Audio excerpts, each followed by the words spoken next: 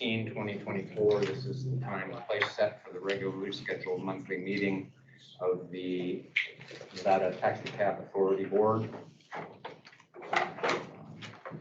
Madam Secretary, are we on? Yes, we are. Great. I'll call us to order. The record should reflect the present our member Vice Chair Soderberg, Member Graff, myself, Dan Reeser, Chair, and the Administrator is present. I'd like to ask Vice Chair Soderberg if he would lead us in the Pledge of Allegiance.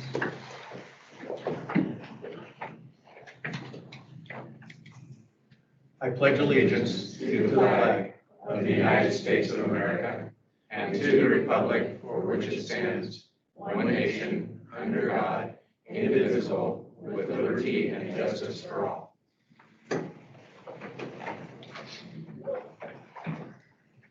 Madam Secretary, I've reviewed the compliance, notices of compliance and posting, and the affidavit of posting. It appears to me, and correct me if I'm wrong, that we are noticed in accordance with the open meeting law. Yes. Our next item of business is public comment. This matter is set on our agenda pursuant to Chapter 281 of the Nevada Revised Statutes for the purpose of taking public comment from members of the public who would like to bring matters to our attention within our jurisdiction. We may not take action on anything that is brought to our attention at this meeting, but we would welcome any member of the public who wishes to comment. Is there any member of the public present in the room today that would like to provide public comment? Seeing none, Madam Secretary, is there anyone participating remotely who would like to give public comment? That being the case, I will close our first public comment session. Next item of business is a review and approval of the April 17, 2024 board meeting minutes. Members have had opportunity to review. Are there any additions, changes, or corrections? Not for me, Mr. Chairman. I'll accept the motion. So moved. Seconded. It's been moved and seconded.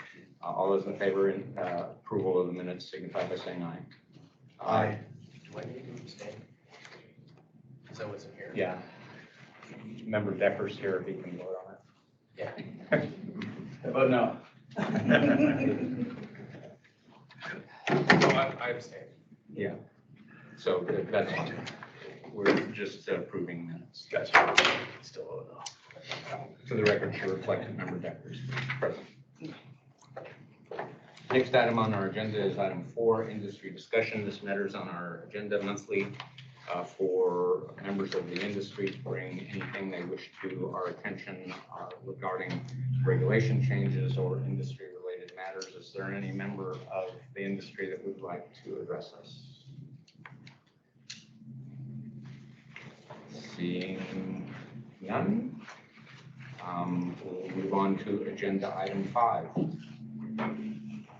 As most of the public in the industry knows, we have had a vacancy in the administrator position for some months. Recruiting was completed by the Department of Business Administration late last month, and 3 names have been advanced to us from state personnel. Pursuant to 706-882, it is our obligation to interview the candidates and then deliberate upon any recommendations we would make to the director of the business and industry. And that is what agenda item 5 and 6 will be today. We have 3 candidates, Mr. Comstock, Mr. Mitchelson, and Mr. Park. Is Mr. Comstock present? Is Mr. Mitchelson present? Okay. This is set for 9:45 for time certain. What I'm going to do is, pursuant to my authority under the open meeting law, I'm going to go to agenda item 7, and we will start staff reports till the hour of 9:45. Administrator. Thank you, Chairman. I was just getting ready to excuse myself. So you caught me just in time. So we've been very busy at the Taxicab Authority recently. The last 5 days, we've been doing interviews for enforcement officers. We were given, as you know, in the last legislative session, during the IFC, we were given 4 new positions, and we've had 16 applicants, and I think that's pretty good compared to what we've been getting in the industry lately. And we ended up interviewing 13 of them. 3 of them either didn't show or canceled. But we had some very good candidates. We're going to move them on to a physical agility test. I know that that's at my discretion on whether or not we do a physical agility test. And even though I'm not the fittest person in the world, I believe it's important to have people that are working out on the streets to be physically fit. So we're going to move some of the candidates onto that, and that is going to take place next week. And then after that, I'll make a decision on who or how many of those we're going to hire. So that's exciting news for us. The only other opening that we have in the agency right now is the dispatch. We were full in dispatch, and we had a tragedy with one of our members. One of their family members passed away, and that dispatcher left the state to go back home. So that's the only other opening that we have in the agency right now. So several other things going on. EDC, obviously, this week. I've had lots of meetings with Insomniac. I was able to bring the industry and Insomniac together for discussion on how things should go. We showed some maps. In fact, we just posted the map today on our website of where people should get off the interstate at. I know, as you guys know, we've had a lot of discussions about the geofencing and where that would be, and we had some good conversation back and forth about that, and where we landed, I think, is going to be a good fix for us. We'll see how it goes this first year, and then readdress it next year and see if there's any changes that we need to make on that. Unless you have any further questions for me, I'll move on to the stats. I do, thanks, Chair. I saw a media piece on the surcharge, and they said in the media piece that the purpose of it was to incentivize drivers, which I thought was good. Yeah. Just a note, I 100% agree with you on the PFT. If you're gonna wear a uniform to be on patrol in my agency, it's a requirement also. Note, if you interview any officers that are coming from another Cat 2 agency, the CBA prohibits you from requiring a PT test. That's something I've argued with the union, but it's in the current CBA. That's good to know. I honestly did not know that. I thought it was up to the discretion of the agency to be able to. They slipped it in there without my knowledge either, but it's in there. Okay, I will say. So any other agencies that are covered by the CBA, Right. you cannot require PFT. Anybody else you can. Can we ask them? You can. Might get a call from the union, but you can. Okay. All right, good to know. Any other questions of the administrator? Okay. So our total monthly trips compared to last year, we're up. We had 1,140,244. The employee revenue trips for the employees was $20.47. The least revenue per trip was $20.79. The monthly combined trip comparison, this year, like I said, we had 1,140,244 in April, and again, that is a bit of an increase from April. As we know, last month March was down. We were down in trips last month. The trips year-to-date comparison. Yeah, in 20, well, do you want me to go through each one of these? No, as we told you last month, Thank you. highlights. Thank you. Unless somebody has changed their mind Yeah. about that. Yeah, the medallions by company have not changed. For leased out decals by the company, we're at 1,463. I'm gonna skip over the disabled and elderly rides requested, but there were more this last month. The credit card transactions, same thing, we're up just a little bit in those. I do want to point out that we broke over 3,000 caps. JJ brought me the stats yesterday, and I think we're at 3,013 that are in service now, which is an increase, and that's good to see. I'm happy to see that. So for the agency stats, citations, we had 72 this past month. And the number of violations that were written were 80. We had 5 impounds. 35 of those violations were resolved. 4 people failed to appear in court. We had 30 citations that were they weren't contested. The total number of hearings held, we had 6, and there was 1 dismissed case. The events that we had last month, for the month of April, almost 800, 792 events. And then, like I said, we had 80 citations, so the violation report, it breaks it down, which I think is pretty standard of how we run month to month in our violations. So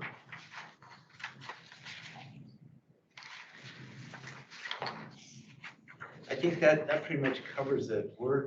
I know last meeting we talked a little bit about the violation summaries, and Curtis has put together a couple of charts that I think are in your book that if we want to discuss later, we can. I'm going to rely on our administrative attorney and our MA to kind of talk about that if you guys want to discuss that later, or if you want to discuss it now either. Questions? I have one, one question. We still have time before we can start. Okay, your citation stats are looking good. Yeah. Including the resolved and no contest. I noticed on the dispatch events, you got 7 UPT calls. Are those calls that come in from the public to report UPTs? Well, either the public or maybe a driver. Okay. And But they're outside the agency. They're outside the agency. And I wanted to clarify that too on the last meeting that we had. I don't remember what the number was, but we had several calls of UPT complaints.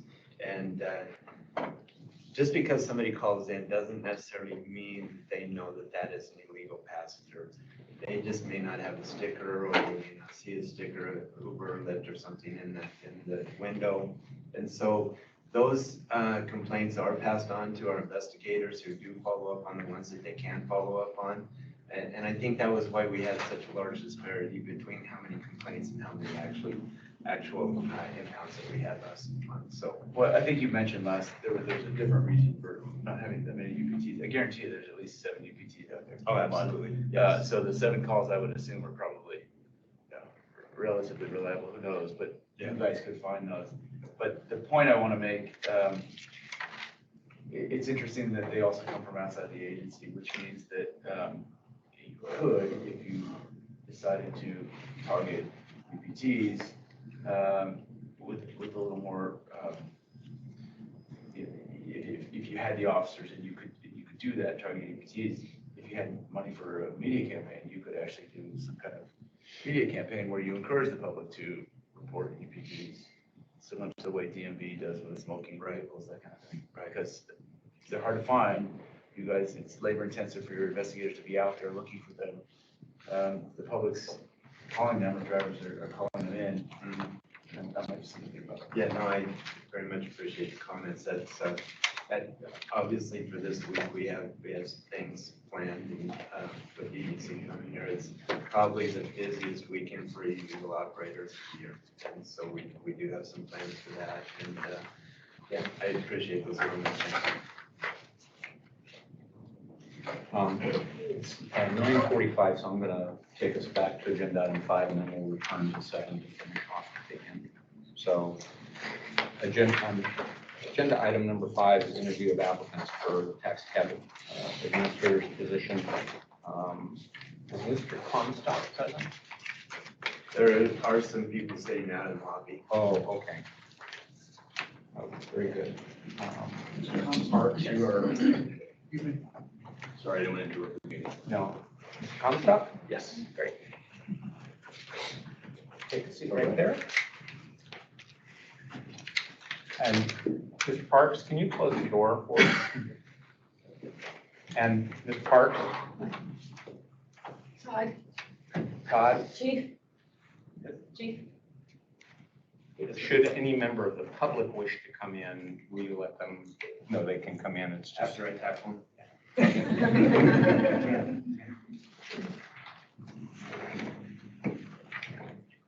I'm sorry.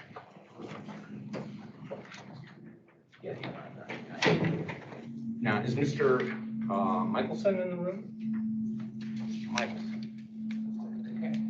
So the record should reflect that we have excused interim administrator Park and that Mr. Michelson is not in the room, but Mr. Comstock is. Sir. Good morning. How are you? Good morning. Very good. Thanks, sir.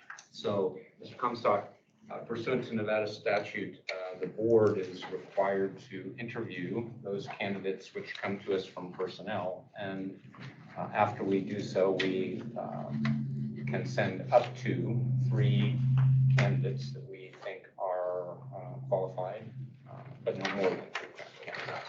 So the purpose of this first session, agenda item 5, is we're going to ask you some questions and give you a chance to tell us a bit about yourself.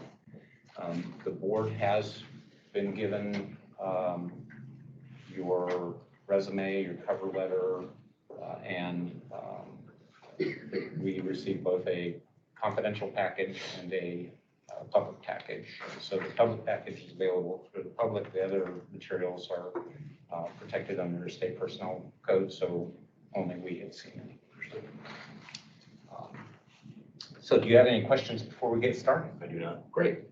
So the first question we're going to ask you is give us a 3-minute elevator pitch on why you should be selected administrator. All right. So I just want to begin. Thank you for having me. Good morning. Good morning to the public. Thanks for coming. My name is Christopher Comstock.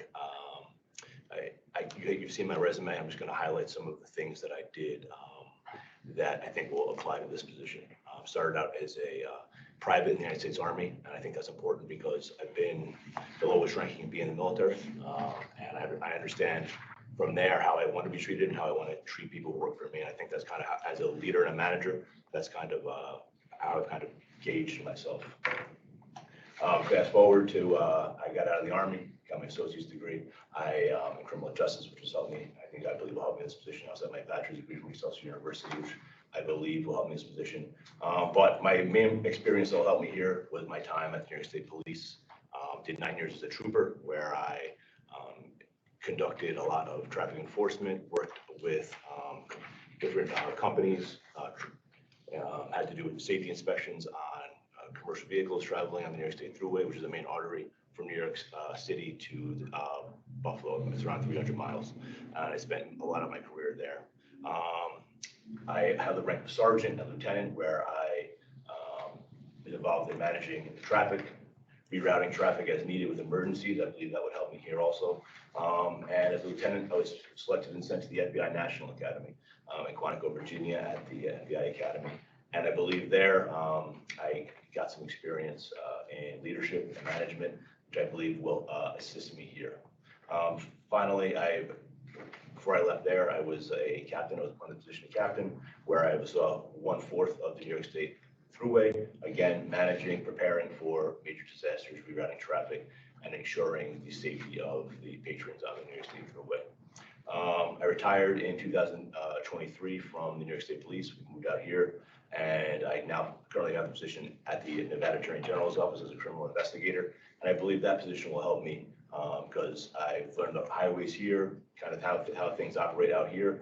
And I also have worked closely with many different police agencies and government agencies here as well as issuing subpoenas for district court, which I know would be one of my roles as the administrator. So that's I think that's 3 minutes. Okay, great. Okay. I'm sorry. Vice Chairman Soderberg, do you have a question you'd like to pose? Sure.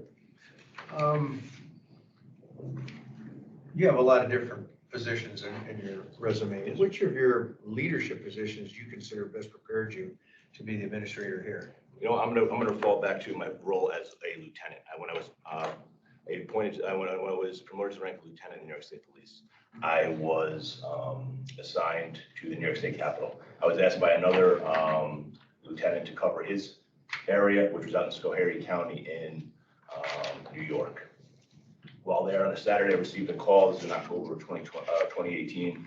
A limousine. I was advised that there was a limousine crash and 6 people had died.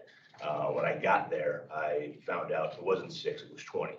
I was the initial manager of the scene and started the criminal investigation into the matter.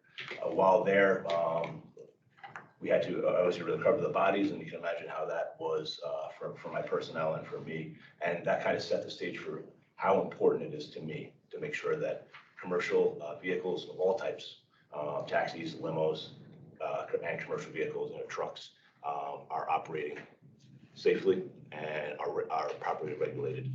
This vehicle had failed a safety inspection and never should have been on the road. The owner prioritized profits over the safety of the driver and the other people, resulting in the driver dying. 16 passengers that were in the limousine, and 3 people who the limousine happened to careen into and hit, who were trying to get to their vehicle in a parking lot. So I believe that experience there as a lieutenant, you know, I was also a lieutenant when I was sent to the FBI National Academy. So that kind of experience, learning how I wanted to manage people, and the experience of managing a scene like that, I want to make sure in any position I'm in from then on, nothing like that happens again.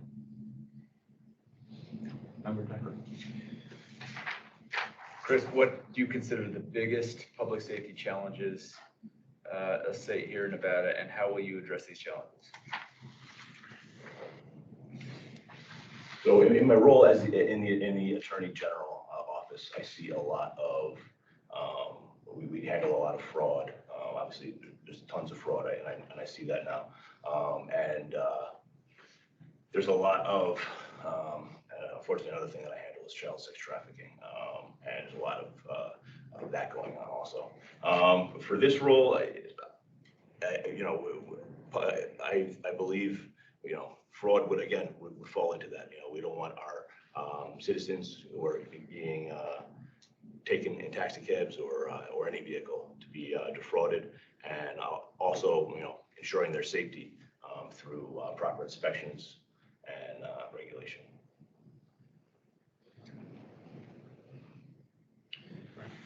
All right, please identify 3 priorities you have for the Taxicab Authority if you were selected. Okay.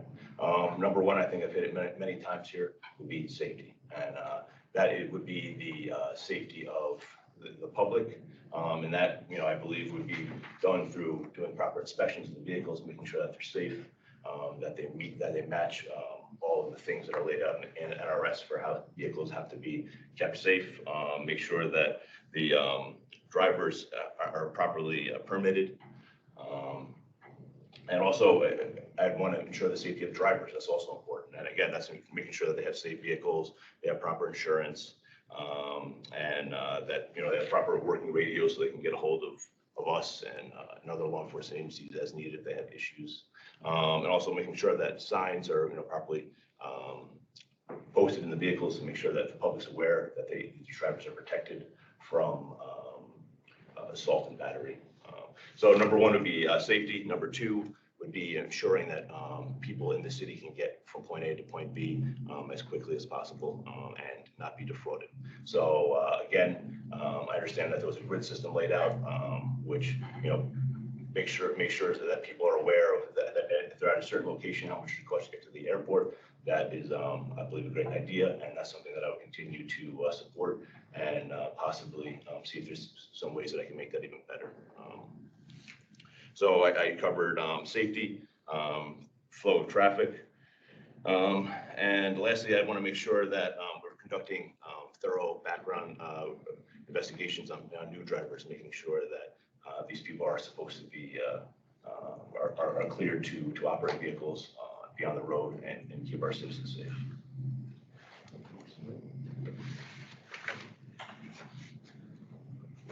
Walk us through instances in your past experience where you've changed or improved an organizational work culture. Okay.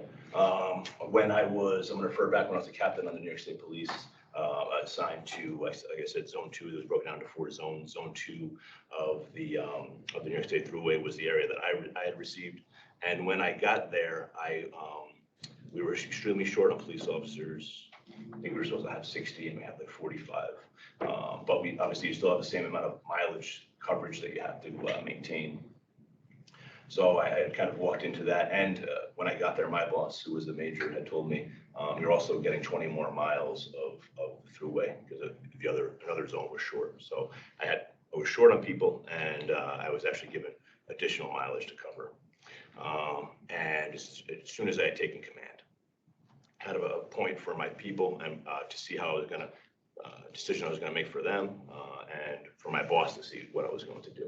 My boss advised me that there was no issue with overtime. They understood that they had the mileage to cover and not enough people. So it was up to me how I wanted to divvy up the additional mileage. First thing I did is I went to each of my, I had 3 stations where the police officers worked out of, and I wanted to talk to everybody and get feedback from people. That's important to me, is that I don't make a decision unless I talk to people who have skin in the game and people who might be subject matter experts. I went to my different people, started with the most senior, my non-commissioned officers and my senior troopers, asked them what they thought. And of course, they told me that they thought that I should the additional 20 miles should be done on straight overtime. Again, this has been cleared by my bosses. This is something that they wanted because these are people who are potentially at the end of their career, and overtime would help with their pensions. And then I went to the lowest, the brand new troopers, and asked them what they thought. And I got feedback of, sir, I'm already working so much overtime. I don't see my kids. I don't go to my kids' soccer games, baseball games.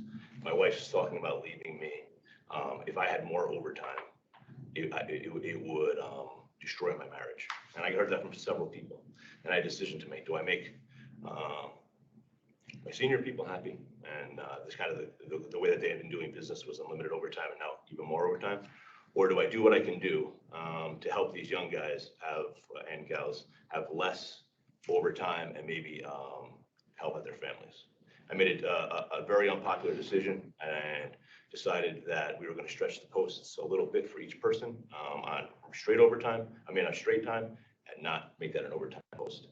That was didn't go over well, and I took some blowback from my most senior people who do have a lot of sway over the younger people too.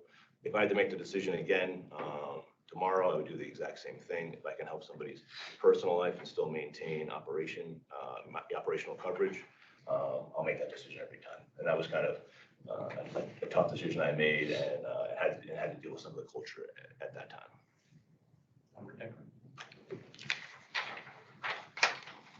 Okay, next question. Describe a career situation that presented unique challenges where you pursued a creative solution. All right. So in 2020, I believe, I could be in 2021, I was a lieutenant overseeing the New York State gaming unit. We did background investigations on anyone who wanted to work and get a gaming license in the state of New York. There was 8 casinos, and at that time, that's essentially what that unit did. Was they did background investigations only on people who it was no criminal aspect to it. It was a background investigation of people who wanted to get a gaming license in New York State, and we worked closely with the New York State Gaming Authority. Well, as the commander there, New York State passed they legalized online mobile sports betting, and it sounded like a great idea. And suddenly we were inundated, New York State Police was inundated with fraud that was happening on those platforms. And there was no one who had done it, knew how to do it or what was going on. And my bosses quickly turned to the gaming unit, figuring this is online sports gaming and you guys are gaming, so you should handle this.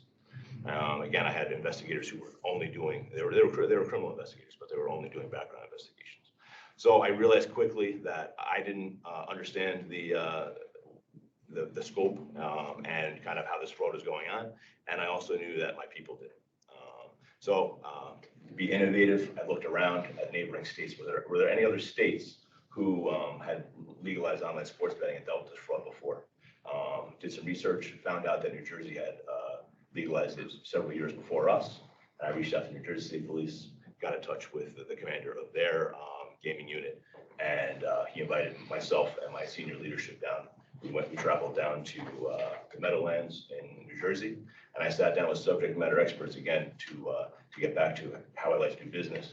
And I wanted to find out from people who actually do it, how this fraud works, the magnitude of it. Do I need more people? Do we need more money to investigate this? And I believe that trip was successful. I was able to start to craft a response to online sports betting in the state of New York until I was promoted to rank of captain and left the unit. So.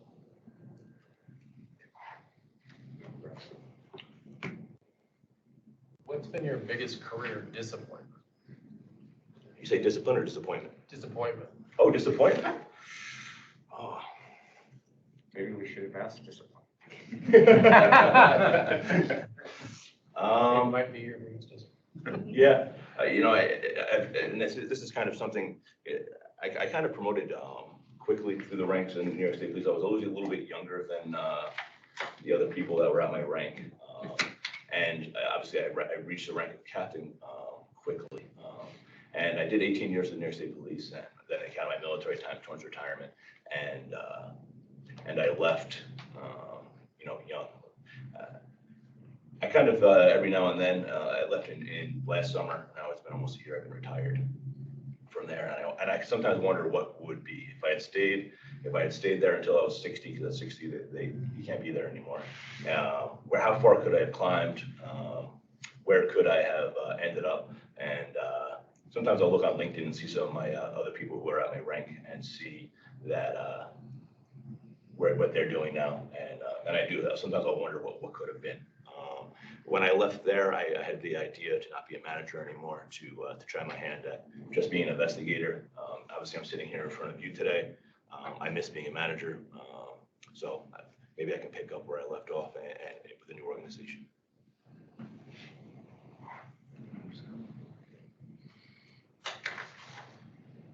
Are you adverse to using progressive discipline when individuals are resistant to your efforts for change or improvement? Like I said before, I like to get feedback from the people who work for me, and before I make decisions. I would prefer not to have to use those means, but I'm not adverse to having to use progressive discipline if it presented itself.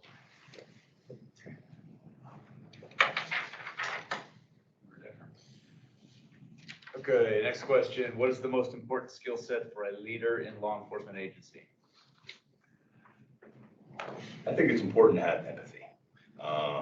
I've been there, like I said, I've been at the boots on the ground. I have been there at midnight. I missed kids' birthdays. I missed Christmas, and I could go on the line. Obviously, when you have rotating schedules and you're maintaining 24-hour coverage, people are going to miss important things to them.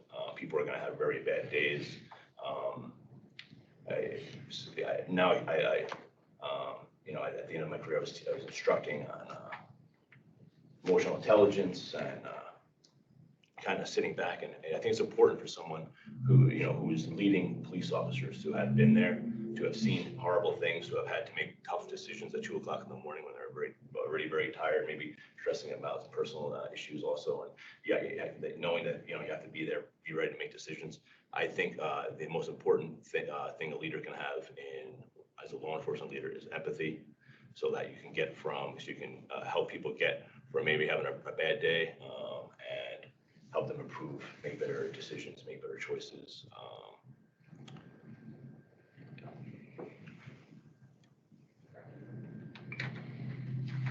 what do you think is the greatest challenge facing the authority, the taxi cab authority?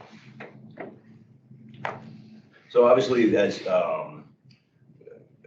new technologies come about, we have Uber and Lyft competing against taxis. We have possibly autonomous vehicles getting better and coming about. And is that going to end up replacing drivers?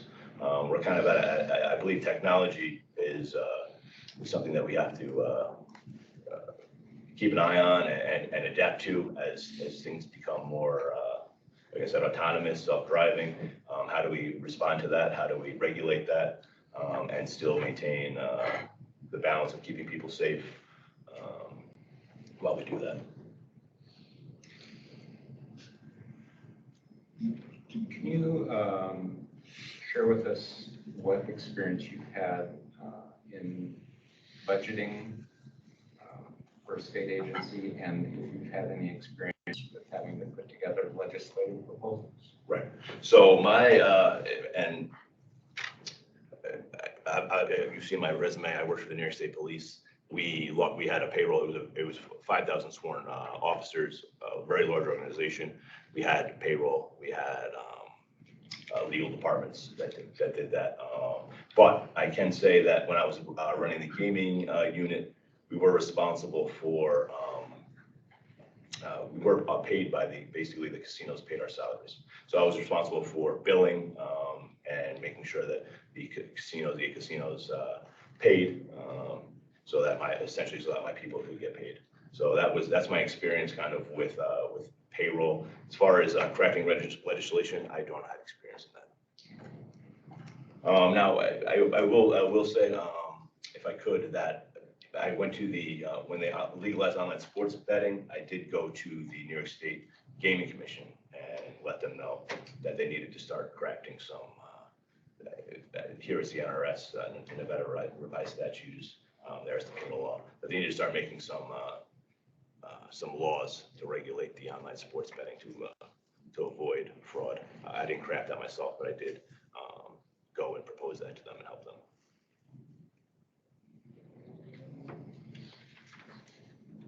Mr. Comstock, we'll let you just kind of summarize any kind of closing comments you might have. I just want to again thank you for having me here. I wanted to again thank the public for coming and listening. I've kind of hit some of the things that I want to prioritize, and I said it many times. Safety.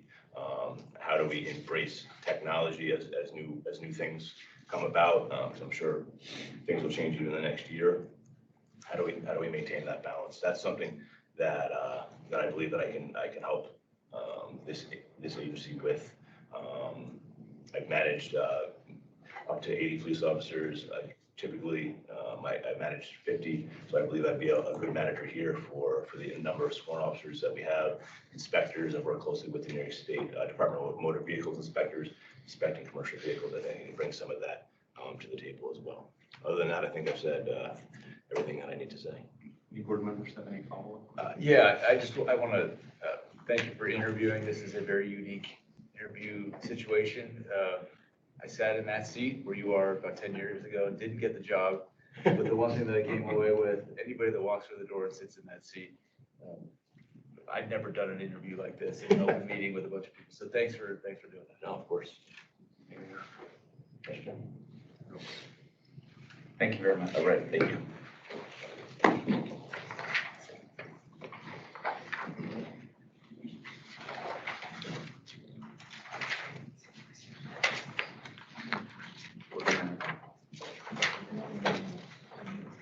Our DAG tells me that we're going to stand at ease for a few minutes because the agenda says we're not going to start this next interview for a few minutes. Correct? Yep, that's perfect.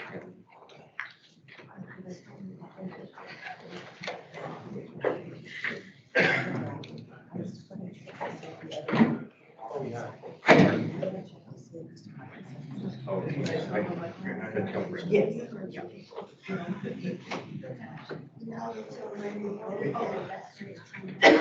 Okay.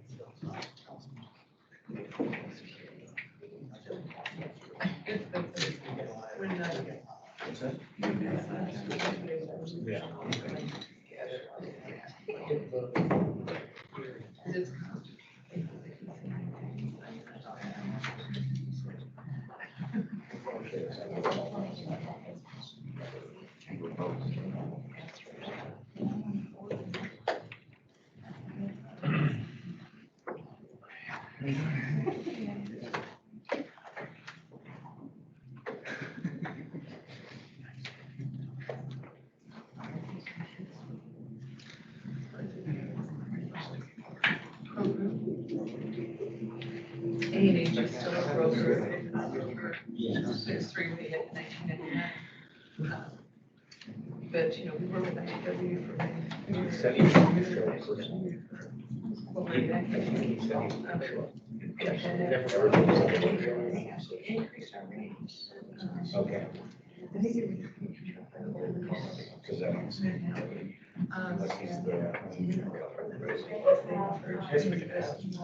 Well, it's not like time for me. I'm not a Really punctual. It is associated risk of being deal with me in the way that I. Versus then dictate. Languages.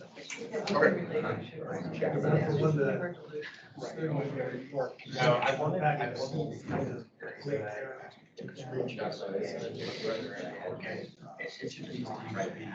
Yeah, only the dark.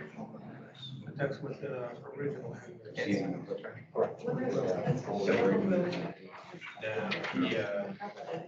He works for the IMF. Oh, okay.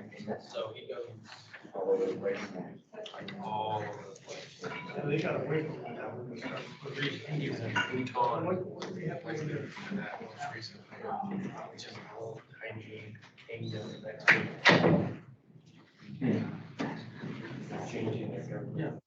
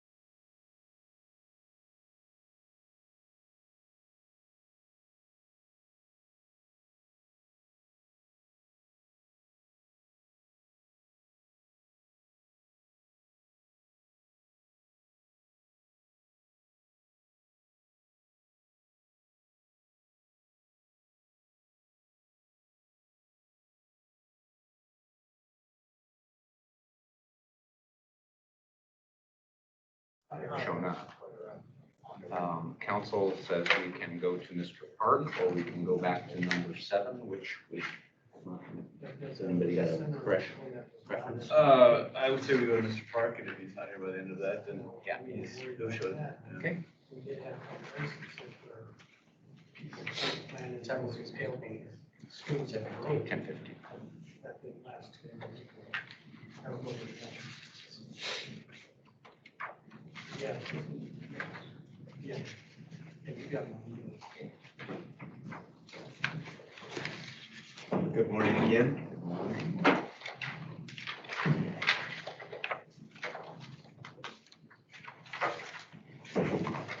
Secretary, will be back on the record. That's great.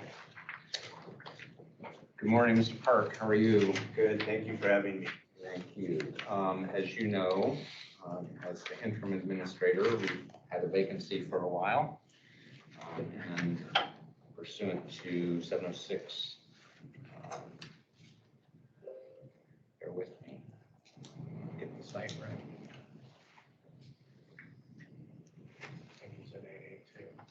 Yeah. Yeah. 706-882, it's incumbent upon us to interview candidates that have been sent to us by personnel, and personnel, as you know, has closed the opening, and after we go through the interview, it's our duty to send those names to the director who we think are good candidates, up to 3. And so the purpose of this session is to have an interview of you. We understand it's, as a number of directors pointed out, not typical of many agencies that you get to have a public interview, but that is the way this legislature set this up. So we're going to ask some questions. You can respond as you see fit. And the first one we're going to ask is for you to give us your 3-minute elevator pitch on why you should be selected administrator. Oh, great, thank you. I'm not sure if I can do it in 3 minutes, but I'll give it a whirl. I have been the acting administrator since October of last year. Before that, I had done a little stint over at the Taxicab Authority for about a month during a period of time that they were missing an administrator at that time as well. During those 2 times that I've been over there, I've learned a lot about the taxicab industry. Before that, I had, I think, 6 years with the Nevada Transportation Authority. And before that, I had about 33 years in law enforcement. So I think between those 3 things, I've learned a lot about enforcement. But more recently, in the past 6 months, I've learned a lot about how to operate the Taxicab Authority. And I believe that those experiences have helped me a lot. When I took over as the administrator or the acting administrator, there were some challenges with the agency with personnel. Hiring personnel is what I mean. And vehicles, equipment, there were just a lot of issues that needed to be looked at. And I came in and talked with my people an administrator can make a lot of decisions, but without involving their people, that's a difficult decision to make. And so I was able to empower the people that work for me, and we've been able to solve a lot of those problems. I would imagine that some of the questions I will be able to get into a little bit more in depth about some of those issues.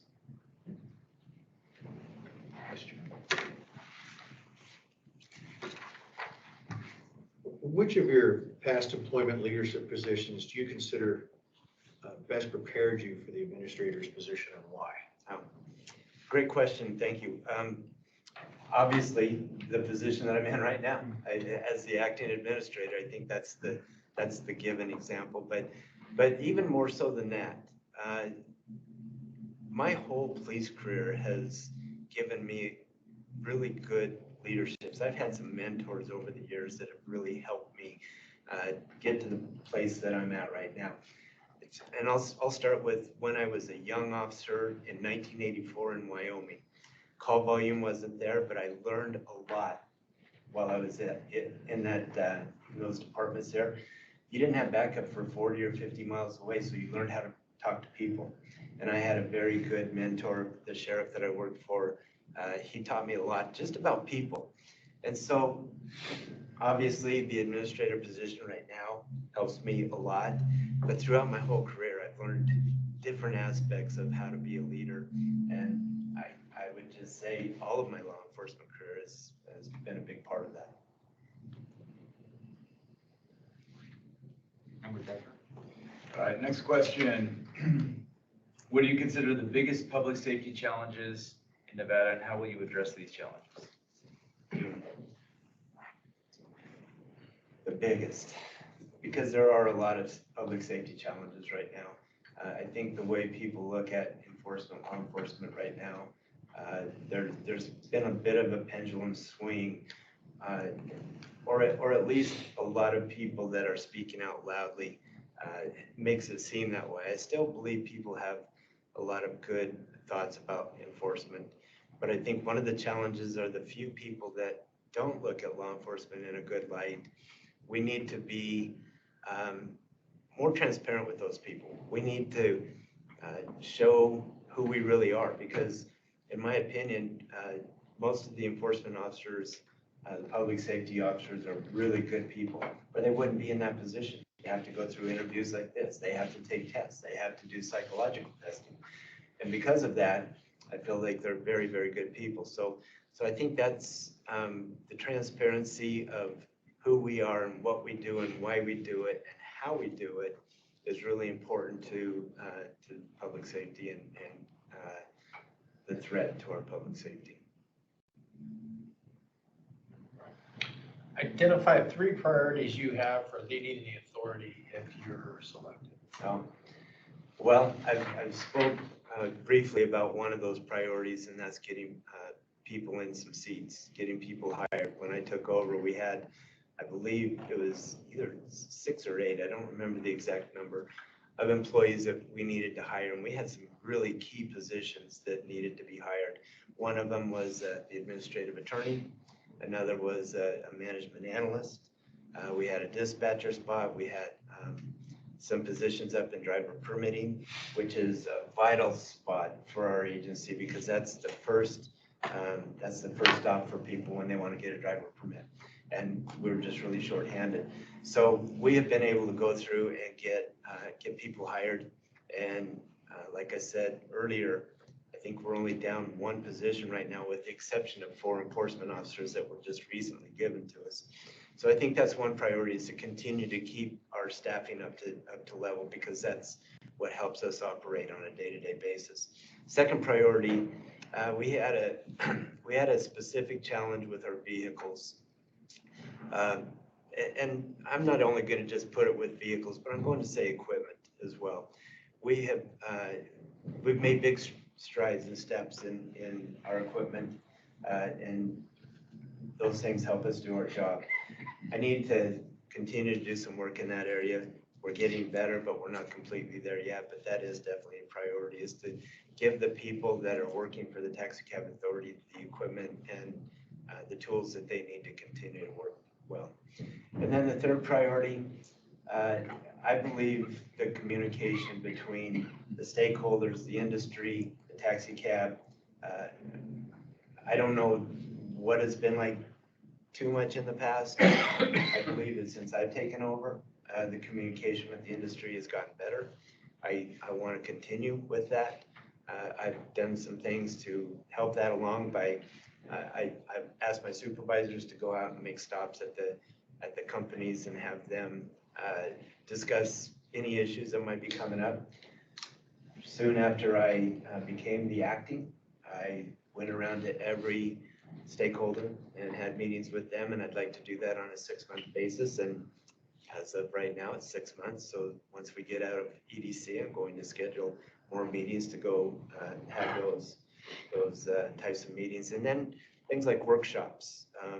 We need to communicate through workshops. And I know I've talked with the industry, and I think I even brought it up in the last board meeting that there's some regulation changes that we may want to make or need to make, and I want the industry's input. So I believe communication, kind of a long answer, but that's definitely one of my high priorities. Question? Walk us through instances where you have changed or improved an organizational work culture. I think right now I'm doing that. I think we have a very unique situation right now with the Taxicab Authority, especially in our enforcement division, because right now I do have the 4 new officers, and I think one of the best ways to change culture is to hire people that have your same outlook, your same drive, your same ideas of how you want to see things ran. And so because I've been able to be part of so many of the people we've hired and coming up with the 4 new officers, I believe that changing that culture is going to happen automatically because of the way I do our interviews, the way I do hire people, and I do choose people because I do want them to have the same goal, if you will, of what I want to see how the Taxicab Authority runs. So I think that's probably the best way to change a culture.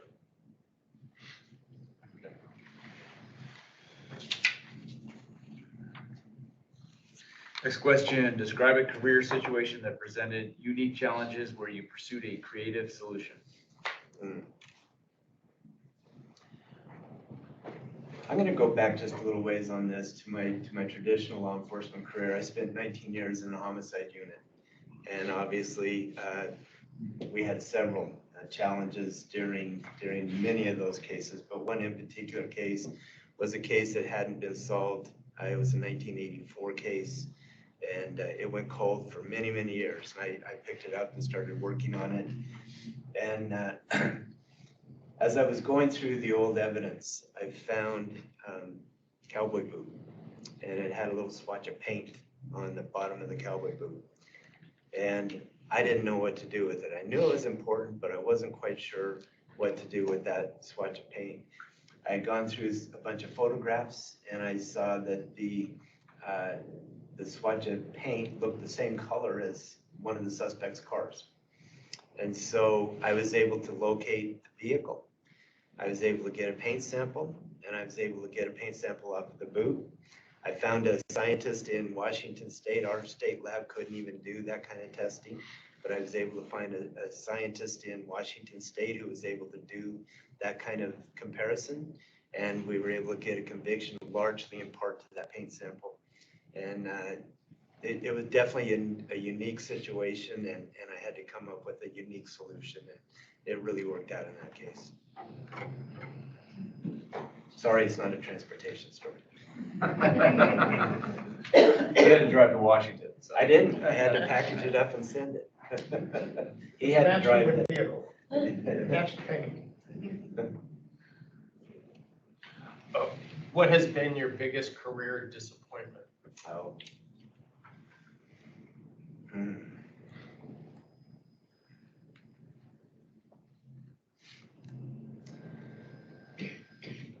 I think it's also a blessing, but it is a disappointment. I think people, I'm going to speak for myself. I have kind of surrounded my career with the idea of retiring someday. I want to retire. I want to enjoy life. Being able to retire, you need to have enough money to do that. One of the ways that you get money to do that is to promote in the law enforcement community. Like I said earlier, I worked homicide for 19 years. I loved what I did, and I was very good at it. I taught classes all over the country. I'm a member of a very unique group called the VDOC Society, where there's only 83 members of us, and you have to be invited to be one of those members, and we work on cold cases. So my career was very, very blessed. Looking now towards my retirement, I wish I would have promoted sooner. I had several opportunities. I could have promoted maybe even up to captain, I don't know. But I ended my law enforcement career as a supervisor, as a sergeant. But that would probably be something that that sticks out. But I wish I could have done both. I made a choice. I'm happy that I helped the families that I helped. Personally, it sure would help my retirement a lot had I promoted a little more. Or you could have just worked in banking or insurance, but. Well, there is that. You don't get the blood and guts there, that's for sure. Vice Chair. Are you adverse to using progressive discipline when individuals are resistant to your efforts for change, improvement? Absolutely not. I think progressive discipline is very important, but I want to take it even a step further. I know that with progressive discipline, it usually starts with a letter of instruction and maybe an oral reprimand to a written reprimand and more severe after that. But I personally believe that it's not a discipline issue, but evaluations, I think, are so important. And we're not talking about telling somebody how they're doing everything right or they're doing things standard because their standard evaluation, a pay raise may come along with that. But I think honest evaluations, honest conversations about how your job performance is so important. And I think that is also a part of the, maybe not discipline process, but it's part of the process to get the employees to be where they need to be and how you help get them there. So yes, I truly believe in progressive discipline, but I also think it starts with evaluations and honest conversations earlier. Okay, whenever you're ready. All right. Next question. What is the most important skill set for a leader in a law enforcement agency? Well, I think they have to be willing to do the work themselves. I think they have to be able to show the people that I've got experience in this, buy into what I'm doing because I can show you what my vision is. I also think empathy is a huge part of being a law enforcement officer. I think there's the spirit of the law and there's the letter of the law, and I think it's important for a leader of an enforcement agency to know what the difference is and know when to use it, because there are definite times when you need to use the letter of the law. There's also times when you need to use the spirit of the law. And I think the biggest part of that is knowing when to do each one of those. So I think those two things are really important. What is the greatest competitive challenge facing the taxi cab industry? That's a good question, and it's something that I think about quite a bit because there's not just one challenge. There's a few challenges. I didn't even realize this, but having drivers to drive taxi cabs and keeping enough drivers to drive taxi cabs is a definite challenge. The obvious answer is the TNCs, you know, the Ubers and Lyfts, and when they were allowed to operate in Nevada, the ridership certainly went down, and that's affected the industry a lot. So that's the obvious answer. But the second part of that, I think, is the drivers and keeping drivers in taxis and not having them out driving Ubers and Lyft when there's big events and having enough people to drive the taxis. And this board has done, in my opinion, a really good thing by allowing some of the surcharge stuff that's going on to help that part of the industry, because it is definitely one of the bigger challenges. We have new things coming our way with autonomous vehicles. I know some of the cab companies already are using electric vehicles and using propane, and they're looking to advance with the way technology is going too. So there's not just one challenge. I think there's a few.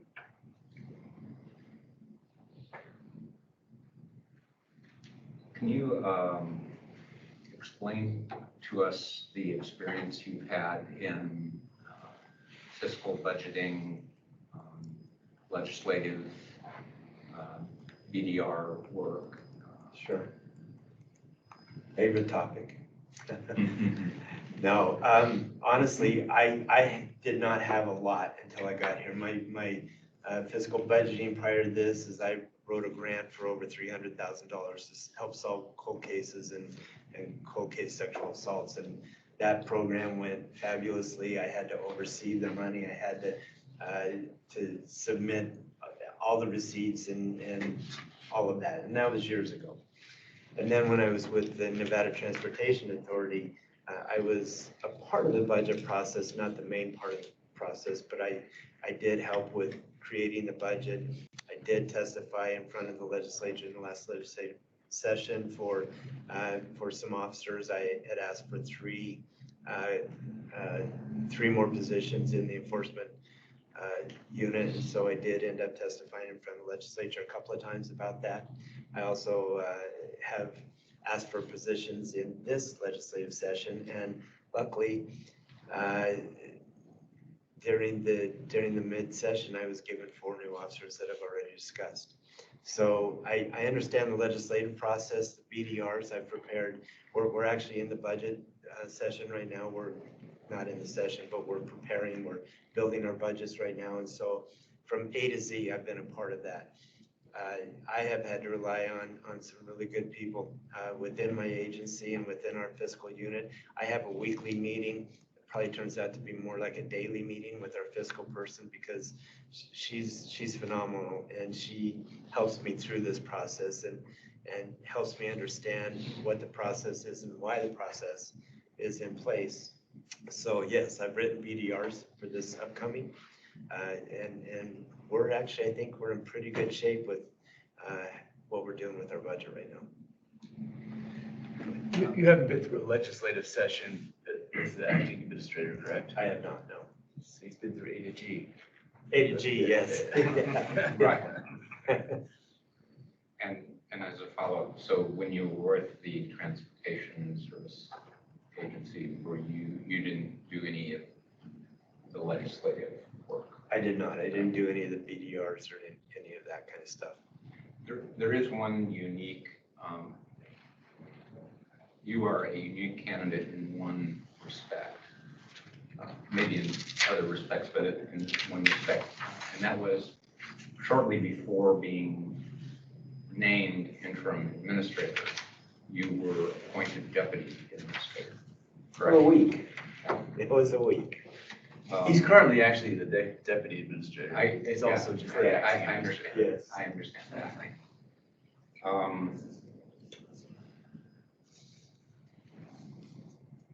Would you, if you weren't selected as administrator, would you see yourself resuming that position? As the deputy? Mhm. Absolutely. With a caveat that the next administrator wants to see the agency succeed as much as I do.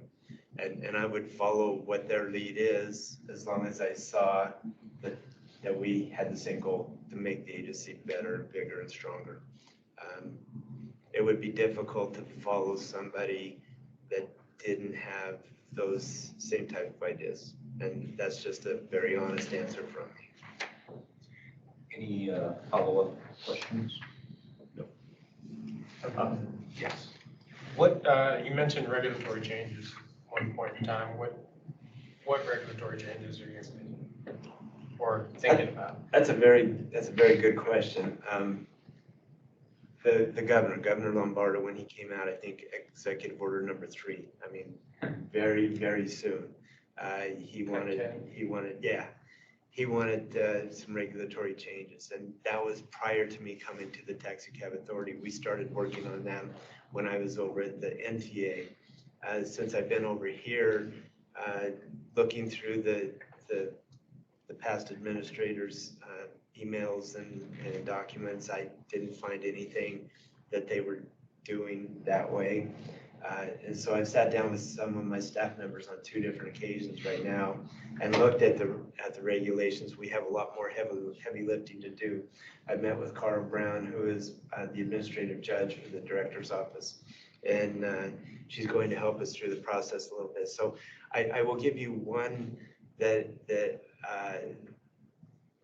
I feel needs to be changed, and to be honest, Member Graff, I don't have a lot more knowledge on them yet, but the one that I feel needs to be changed is the appeal process. So if we write a citation and it goes through our administrative court and the person wants to appeal it, they come to you guys. And then if they want to appeal it after that, it goes to the Nevada Transportation Authority, and I don't understand that process. I don't understand why that's another step in the wheel, where when I was at the NTA, the appeal process went from the hearing to the board or to the commission, and then it went to district court. And I don't see why we can't do the same thing. So I would like to see that regulation changed.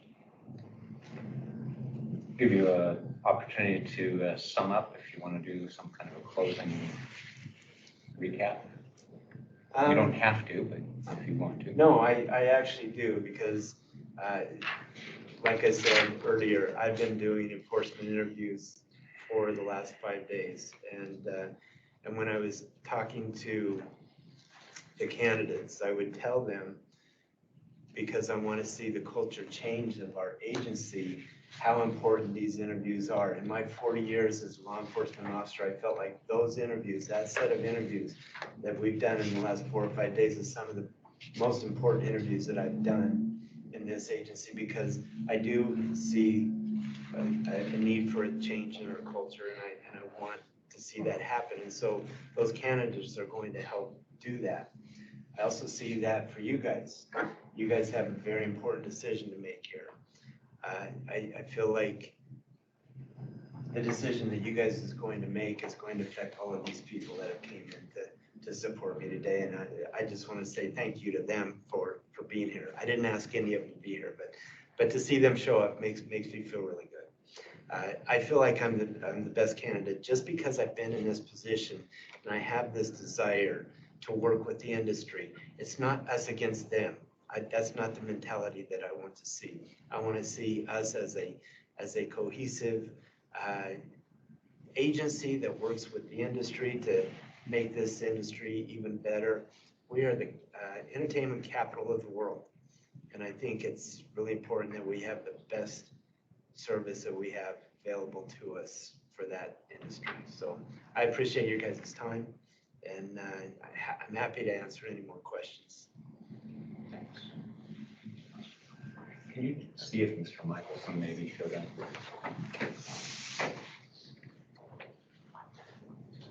Stand.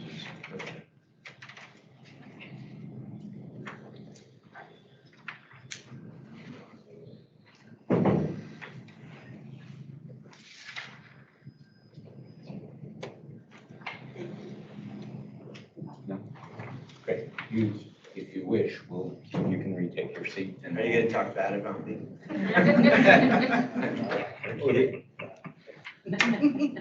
If you want to excuse yourself. That concludes agenda item 5 and takes us to agenda item 6, which is for our deliberation and selection of applicants to be submitted to the director. And I will open it up for discussion. Vice Chair. I guess I'll start, Mr. Chairman. We've narrowed down from 3 to 2.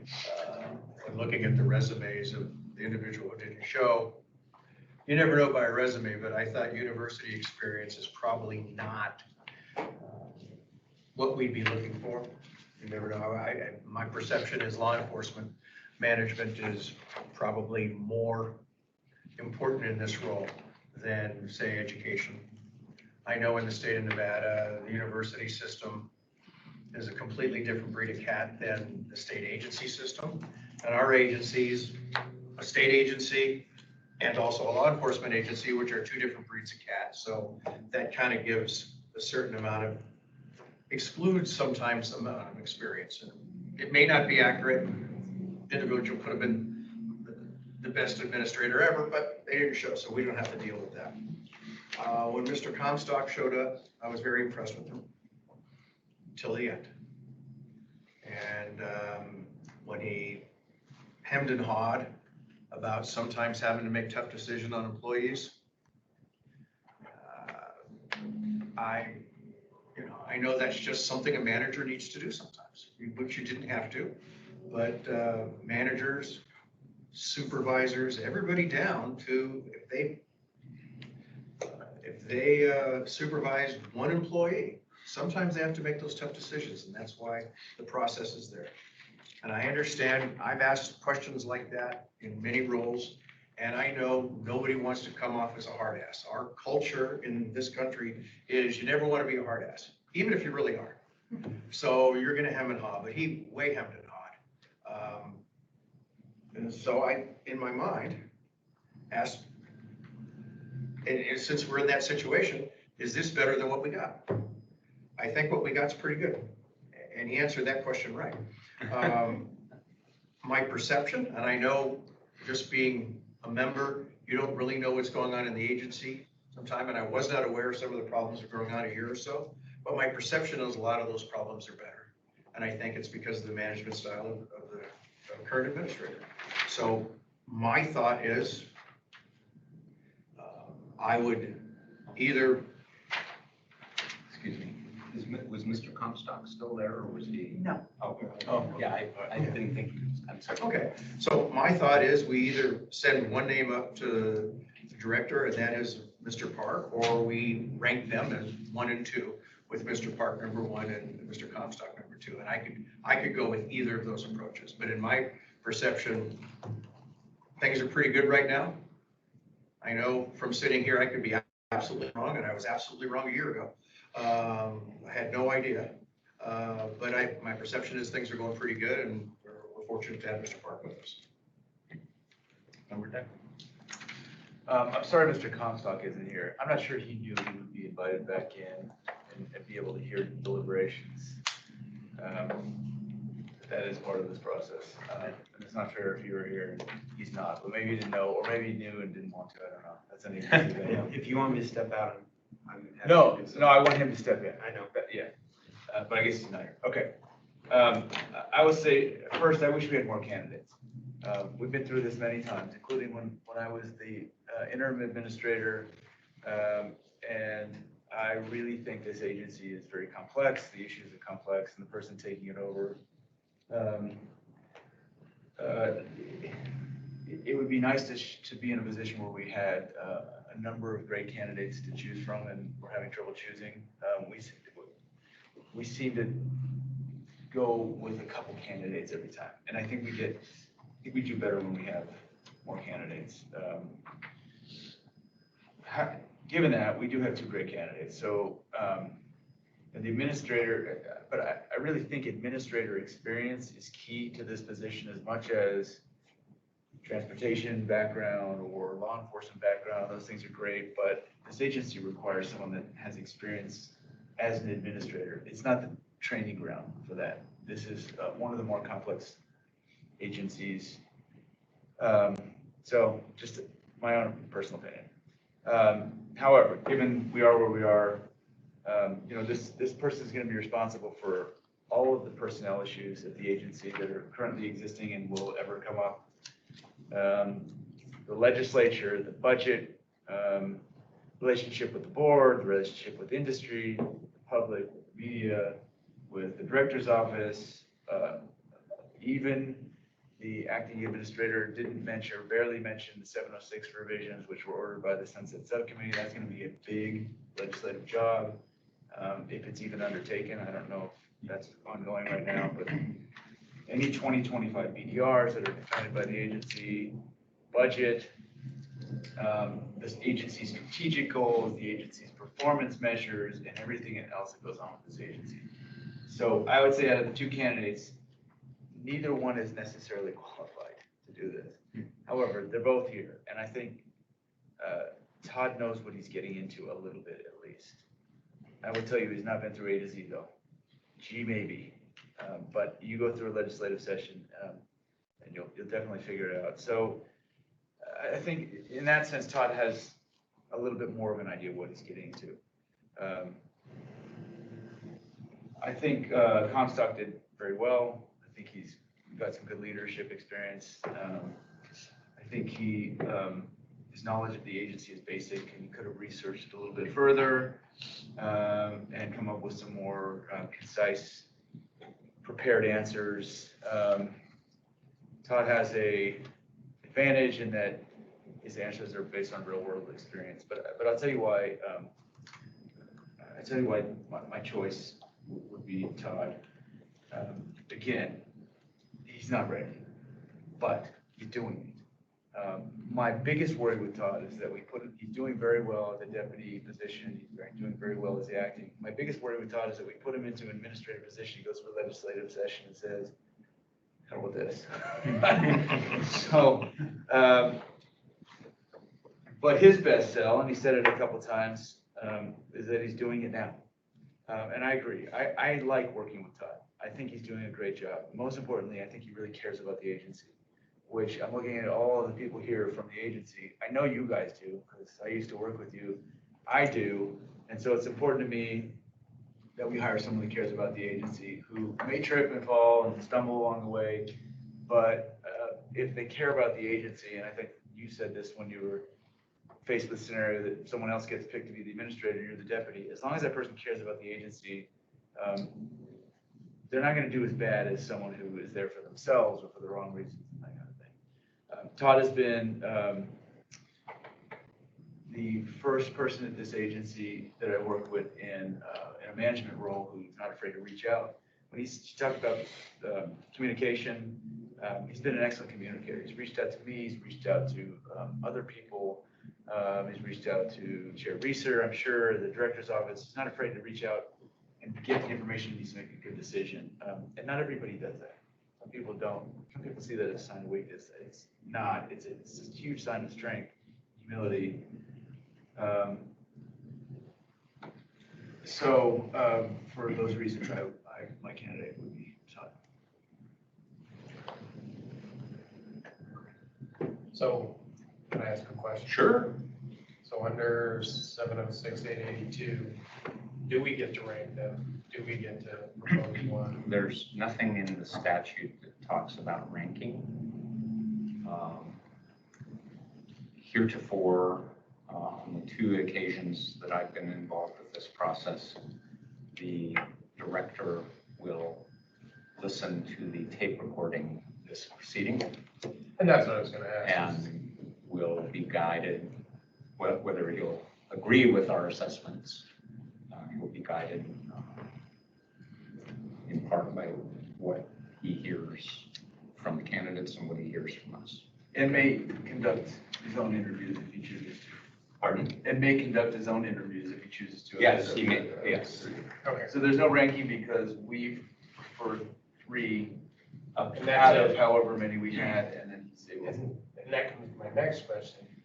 Do we have to include Mr. Shaman in that list? Or is the fact that he is Michelson, so yeah, it's just. So my view of that is that he did not complete the process to be advanced. That's my view. If we're supposed to evaluate them and send them on, he's not, I mean, I guess we can evaluate him on the paper, but I'm not, I personally would not be inclined to advance him. Okay. That does not mean the director couldn't hire him if he wanted to, because it's the director's decision.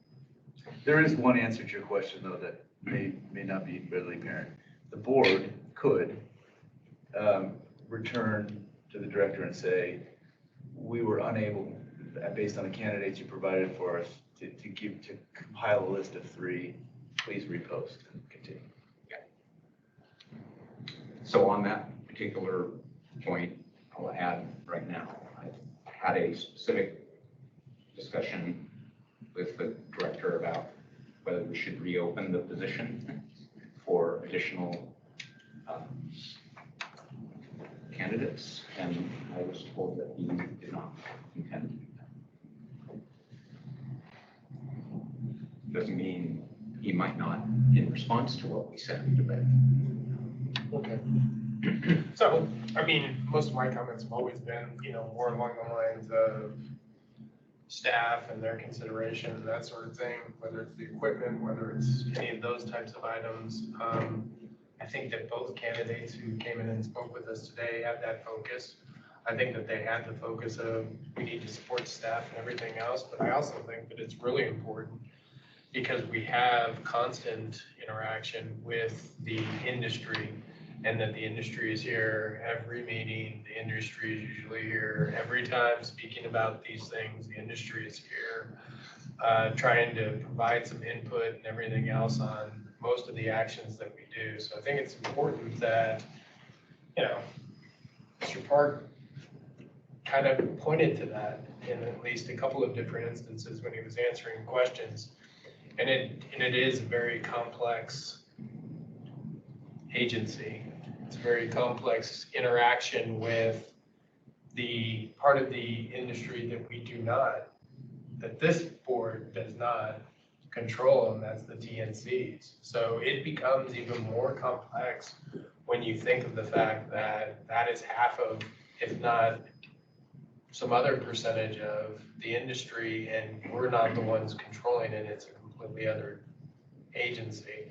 I think when you sit down with Ms. Webb later on, Mr. Park, you'll find out that there's a legal reason why, as to your regulatory comment, that it exists that way in a structure type of issue, but we'll leave that for another day. I don't think that anybody that's gone through the legislative process, and I think everybody on this board has been through the legislative process and has testified and has contributed towards that process, could say that they could guarantee something was going to end a certain way, that something was going to start a certain way, or that there was going to be the sausage that occurs during that legislative process. So having a base knowledge of the BDR process, having a base knowledge of the budget process is, in my opinion, a definite step up. But for me, and I mean, if I'm ranking these individuals, I would also rank Mr. Park first. For this reason, the concentration on the equipment and the staff, the concentration on the interaction with the industry, and the complexity of the issues that we're going to be facing here in the next however long.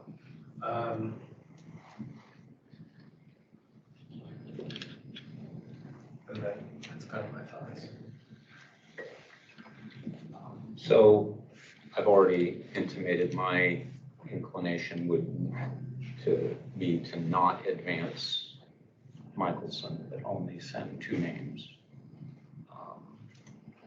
I think both of the candidates have strengths and weaknesses.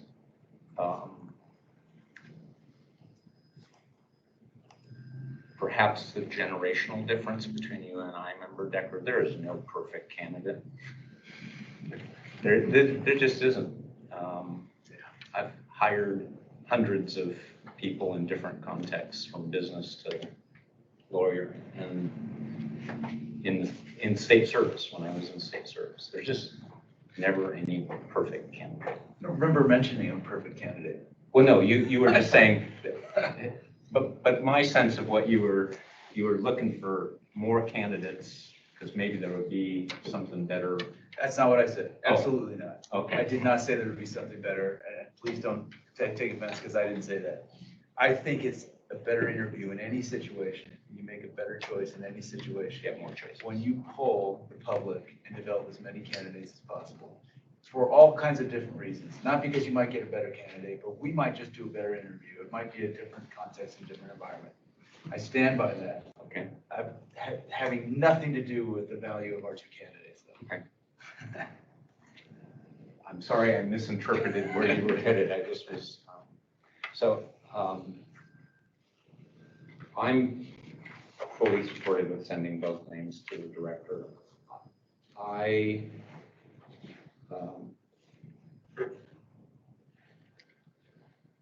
can see reasons for either candidate, and so I'm not inclined to rank, but the director can listen to the discussions we've had here.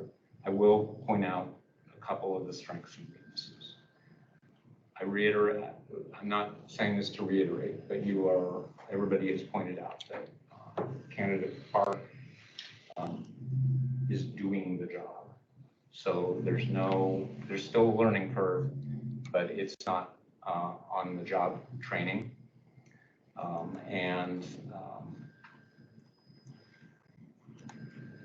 Frankly, the answer to the last question we asked tells me a great deal about the candidate, which is, yeah, I would stay at the agency as long as the person who's heading it has the same vision. That I've been in that position before, where we don't want you to go, but we're not putting you in the position, and I get that. That speaks volumes to me. The other, so there's more of a learning curve, but that quality of character is important. I also think it's important that that the interim administrator was with our sister agency, which is where some of the problems are regulated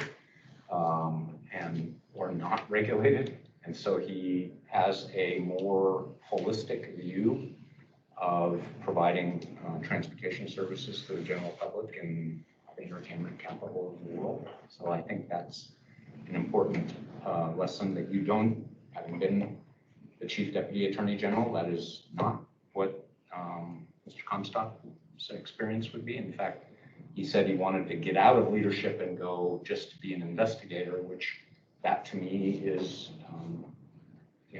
maybe he's learned that. He shouldn't have made that decision. That was his regret. But if you take the administrator's position, you're in the eye of the storm, and I'm not sure Mr. Comstock's ready for that yet. He might be a good deputy administrator. So I put that on the record for the director's consideration. So that's where I'm at. I think unless there's any further discussion, I entertain a motion to advance to. Yeah. So the statute's pretty specific that we're supposed to get a list of 3. So that's why I just want to make sure that we consider the fact that if we don't put him on the list, are we not fulfilling the statute? And believe me, I agree with you, by the way. The guy didn't show for his interview. He shouldn't be considered by the director, Sanchez, but I would rather fulfill the statute. No, I understand what you're saying.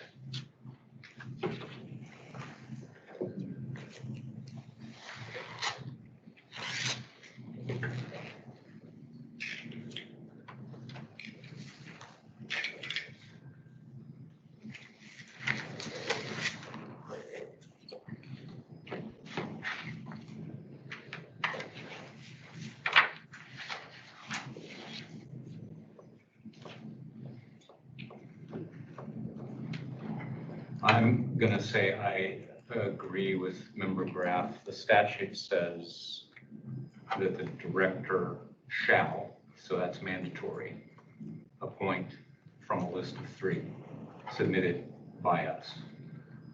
So the shall doesn't apply to us, it applies to him, but it does say that the list has to have 3 names on it. And I think your point is, so send all. Do this again in 2 months. That's correct. I think our reservations about the 3rd candidate are clear on the record, and so I think you are correct, Member Graff, that rather than have a potential fail on the statute, 882, unless our DAG thinks. This is Deputy Attorney General Todd Weiss. I might quibble, but to be safe, I don't see any reason why not submitting all 3 names. To address the previous question about whether you can actually offer a preference rank, you can. At the end of the day, the director makes the decision. He doesn't have to take the preference into account or agree with it, but there's absolutely nothing wrong with saying, these are the three names we're submitting, in the ranked order by preference. The director can make the decision from there. And given the silence in the statute, that, Maybe on the list, we just say, Yeah. failed to appear. failed to appear and no recommendation. Okay, so is anybody in a position to make Well, Mr. Chairman, I would make a motion that we rank. And now that we're, okay, have to include a candidate who has pulled themselves out of the process. Right. I view we only have two applicants. So you can't give a list of three when you only have two. But if we are trying to make sure we don't violate the statute or any of that gray area, then I would make a motion that we recommend to the director in this order of ranking, applicant Park, applicant Comstock, and then the third person being applicant Michelson. And no show. second? Is there a second? I said. Been moved and seconded. Any discussion? All those in favor signify by saying aye. Aye. Aye. Very good. Real quickly back to agenda item 7. I think we were done with statistics. For my part, yes. Yes. Were there any further questions on statistics? Any report of legal counsel? Future agenda items. We will not be meeting in the month of June. There is not a quorum unless there's an appointment between now and then. 2 members will be absent, and our support staff will be on leave. So we're going to skip the June meeting. We don't have any current immediate pressing business. No member of the board at least voiced a private objection. So unless the administrator, deputy administrator, excuse me, the interim administrator has any observation on that, we're not even going to receive all the statistics that we need for the next big item of business that we have, which is to go through all the statistics on the surcharges and see what we want to do. So those will be coming in June, and July will be the first time we'll have an opportunity to look at those. Is Captain compiling the statistics for EDC? Yes. Okay. But we won't have those for another month. Any other agenda-related items? No? Okay. That'll close item 7. Item 8 is our last public comment session. This matters on our agenda pursuant to Chapter 281 of the Nevada Revised Statutes to take comment from the public on matters within our jurisdiction. We may not take action on those matters, but we would welcome any member of the public who would like to address us. Is there any member of the public present in the room in Las Vegas that would like to address us? Seeing a mad rush to the podium, is there anybody remotely participating? Okay. I have one more comment before you adjourn. Yes, in the public comment session, you may. Sure. EDC is coming up. I know that because you have a lot of the agents here. Good luck, have fun, be careful, be safe. Staying up all night, I don't envy you. And we will see if our surcharge works or not. Anything further on public comment? I'll close public comment. If there's no objection, may I deem adjournment approved by acclamation? Yes. Yes. Adjourned. Thank you very much.